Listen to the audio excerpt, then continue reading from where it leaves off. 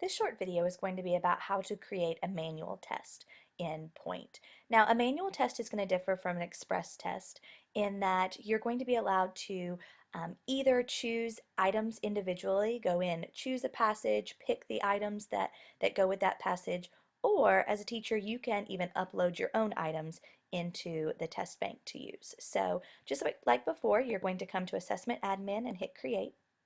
This time you're going to choose Create a Test Manually, and you see here, creating a test manually allows you to find items or write your own and assemble an assessment with maximum flexibility. So lots of flexibility here. So start now.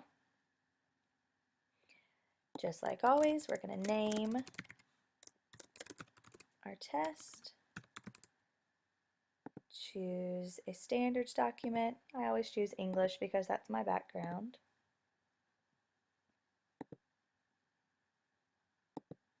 Choose the standards document. We do not want it, we can choose for it to be answer key only, but typically with this type, we're not going to make it an answer key only. So we're going to leave it at no, leave all the defaults. We do have this option here of the number of items. We have a few more options in manual test. For the sake of time, I'm just going to leave it at 2. And we can decide if we want them to all be multiple choice or not.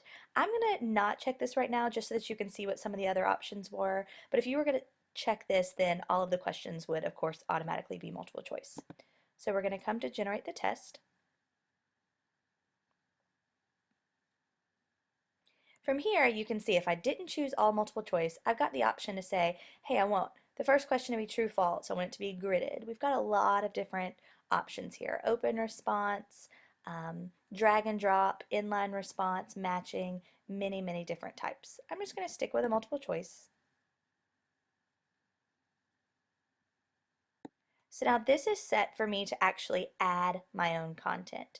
You see that no standard is selected, so I would have to go to standard lookup and say I would like for this first standard to be related to language. Drill down, it's going to be related to that. It's done.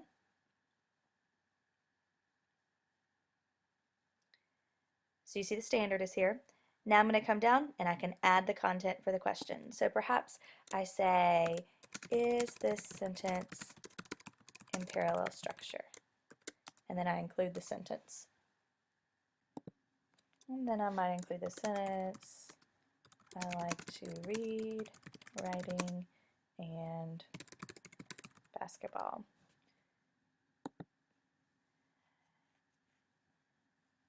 I don't really need 4 answer choices here, but for the sake I could just say, yes, this sentence is in parallel structure. Save. Maybe this one is, no, this sentence is not parallel. It should say, I like to read, to write, and to play basketball. I'm going to leave it at that. There's the correct answer. I could put in some other answer choices. That's all I need for that one, essentially, though. I can return to the test detail and see the next test. In the next question, you can click Edit. I'm again going to be presented with this list of choices here. Do I want this to be multiple choice, true, false, gridded? I want this time to choose this option down here, look up in Item Central, because this is where I want to click if I want to find an item that's already in the test bank. So I'm going to click here. I can browse by subject, grade, standard, lots of different things. I can look at different passages, different rubrics that are already created. It doesn't matter. So I'm just going to start by browsing by subject. I want it to be, I don't know, let's see, interdisciplinary studies. View the results. Oh, no, I don't. I see this one over here. I didn't see this one to begin with. English language and literature. And I see that I've got all of these different choices here. Oops, now I just realized it still says interdisciplinary studies. So we need to go back and let's change it from that, clear that selection. to instead, if we're going to browse by subject, to choose English language and literature this time. Now I can view the results. There are 38,000 items though, so I might want to go on and narrow it down a little bit, narrow it down by standard. So from here I can kind of filter down a few more items. Maybe I want them only to be grade 9.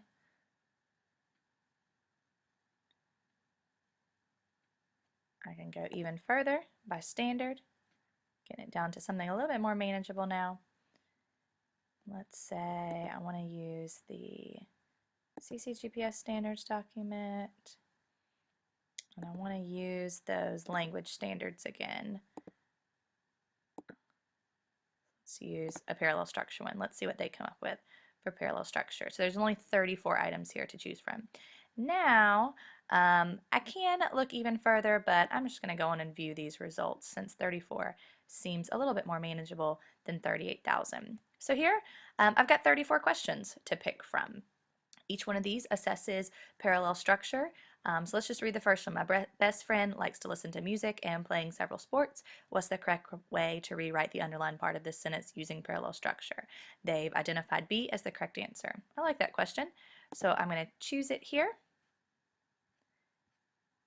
And then scroll all the way down to the bottom and say, let's add that item to the test. Now, I could obviously have chosen multiple items, but I only want to add one here to the test. So now on my test, I've got this one question that I created, which is not nearly as good as the test that was, or the test question, excuse me, that was in Item Central.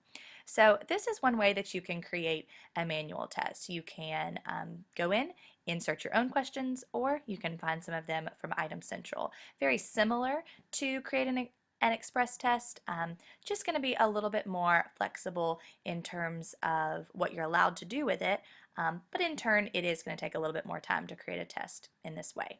So that's how you're going to do that.